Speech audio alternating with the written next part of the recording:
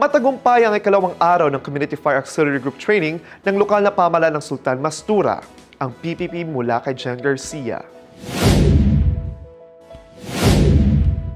Sa ikalawang araw ng Community Fire Auxiliary Group Training ng lokal na pamahalaan ng Sultan Mastura sa pakikipagtulungan sa Bureau of Fire Protection na isinagawa sa Municipal Gymnasium, tinalakay ang kahalagahan ng fire prevention, paggamit ng firefighting equipment, incident management, first aid response, at maayos na pagpapatupad ng evacuation procedures.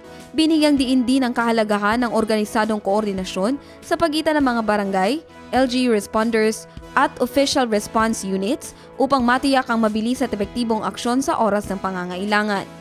Ang CFAG volunteers ang nagsisilbing first line of defense sa mga barangay bago pa dumating ang emergency teams.